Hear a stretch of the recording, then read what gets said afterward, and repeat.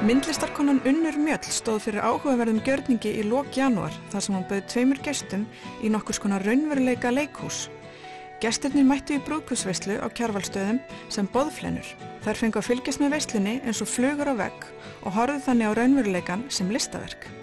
Ég fekk leyfi til að vera með svona stuttan gjörning eða viðburð innan veislunar en enginn vissi af viðburðinum.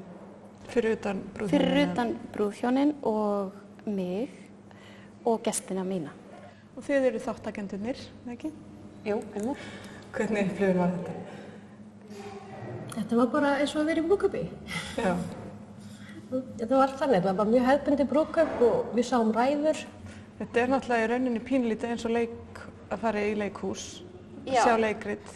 Þegar svona stórt ritúal í lífi fólks er að ræða, þá er þetta eitt stórt leikrit og allir hafa sitt hlutverk og það er bara, fyrir mér er spennandi að koma inn í þær aðstæður með ákveðin glerugu að þú getur spottað út félagslega dýnamík og séð hver í hvaða hlutverki. Já, konceptið er að fá bara að fylgjast með. Þú hefur í rauninni engar skyldur þegar þú ert að koma inn í veruleika annarra. Þú bara ert áhorfandi í rauninni. En svo kom einhver að þér og spurði, já, ert þú skyld Þorbjörgu sem er önnur brúðurinn? Og ég man þú svaraðir, nei, ég er ekki skyld neinum hérna, ég er í listaverki.